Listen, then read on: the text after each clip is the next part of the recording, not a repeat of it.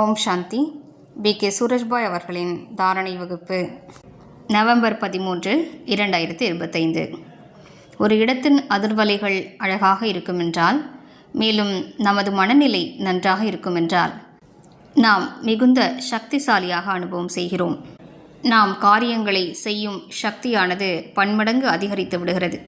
நமது நாலாபுறங்களிலும் அனைத்தும் தடைகளற்றதாக ஆகிவிடுகிறது. மேலும் வெற்றி என்பது ஒவ்வொரு நொடியும் நமது சரணங்களை தொடுகின்றது. எனவே வாருங்கள், கர்மத்தின் களத்திலிருந்தபடி நமது மனநிலையை உயர்வாக ஆக்கிக் கொள்வோம். நமது மனநிலை, நமது எண்ணங்கள், நமது யோக பயிற்சி நமது நாலாபுறங்களிலும் உள்ள அதிர்வலைகளை மிகுந்த சக்தி வாய்ந்தவையாக ஆக்கிவிடுகின்றன. எப்போது மனதின் நிலை நன்றாக இருக்கிறதோ அப்போது உடல் கூட சக்திசாலியாக இருப்பது போன்ற அனுபவம் ஏற்படுகிறது. காரியங்களை செய்வதற்கான உற்சாகம் இருக்கிறது. மேலும் மனம் அமைதியாக இருப்பதால் புத்தியின் சக்தி பன்மடங்கு அதிகரித்து விடுகிறது. மேலும் சம்ஸ்காரங்களும் அழகாகி விடுகின்றன. நாலாபுறங்களின் அதிர்வலைகள் மென்மையானதாக, இதமானதாக இருப்பதால் நமது மற்ற துணைவர்களும் முற்றிலும் உதவியாளர்களாக நமக்கு இருக்கிறார்கள்.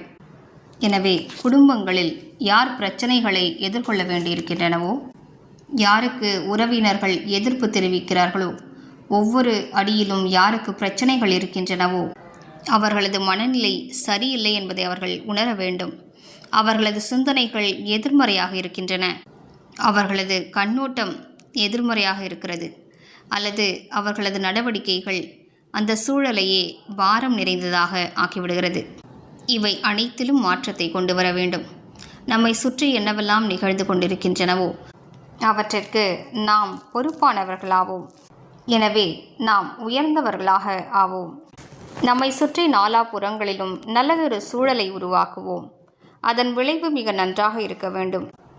உயர்ந்ததொரு மனநிலையை உருவாக்கிக் கொள்வதற்கு உயர்ந்த சுயமரியாதையின் பயிற்சி அவசியமானதாகும்.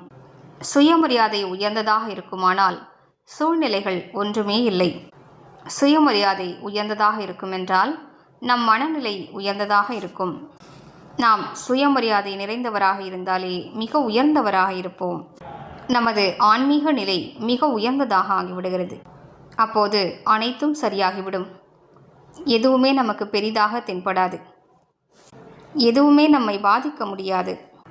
மேலும் நமது மனநிலை உயர்ந்த நிலையை நோக்கி சென்று கொண்டே இருக்கும். எனவே உயர்ந்த சுயமரியாதையை பயிற்சி செய்து கொண்டே இருப்போம். கூடவே குழுவில் இருக்கும்போது இந்த ஒரு விஷயத்தில் கவனம் செலுத்த வேண்டும். அதாவது நமது வார்த்தைகள், நாம் பேசும் விதம் பிறரது மனதை புண்படுத்தக்கூடாது. அந்த சூழலை பாரம் நிறைந்ததாக ஆக்கிவிடக்கூடாது. மாறாக பாரம் நிறைந்த ஒரு மனிதரை கூட சரளமானவராக ஆக்கிவிட வேண்டும்.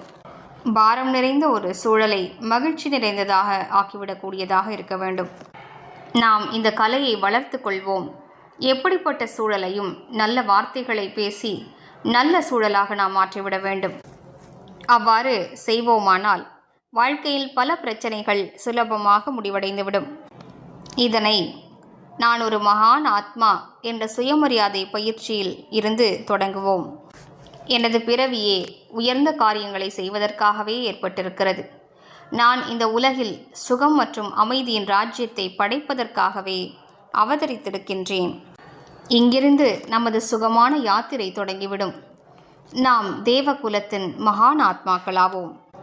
எத்தனை நீண்ட காலம் நாம் தேவ சொரூபத்தில் கழித்தோம். இவ்வாறு செய்வோமானால் நமது தேவ சம்ஸ்காரங்கள் உள்ளுக்குள் விழிப்படைய தொடங்கும். எனவே இன்று முழு நாளும் விசேஷமாக 5 சொரூபங்களை பயிற்சி செய்வோம். இவ்வாறு நாம் சுயதரிசன சக்கரதாரியாக ஆக வேண்டும். இதன் மூலம் நமது வாழ்க்கையில், நமது மனநிலையில் உயர்ந்த தன்மையும் தெய்வீக தன்மையும் வந்துவிடும். முதலில் ஆத்மஸ்வரூபத்தின் பயிற்சி. நான் ஆத்மா ஆவேன், இந்த உடல் அல்ல. பின்னர் தேவஸ்வரூபம், அதனை முன்னிலையில் காண்போம். இதுதான் 2500 வருடங்களாக இருந்த எனது தேவ சொரூபம், கோவில்களில் வழிபடப்பட்ட பூஜைக்குரிய சொரூபம். பின்னர் இப்போதைய பிராமண சொரூபம். இந்த பிராமண சொரூபத்தில்தான் பகவானுடன் சந்திப்பு ஏற்பட்டிருக்கிறது. பின்னர் ஜொலிக்கக்கூடிய ஃபரிஷ்தா சொரூபம். இவ்வாறு ஒவ்வொரு மணி நேரத்திலும் இந்த 5 சொரூபங்களின் பயிற்சியை மேற்கொள்வோமானால் அற்புதமான அனுபவங்கள் ஏற்படும். ஓம் சாந்தி.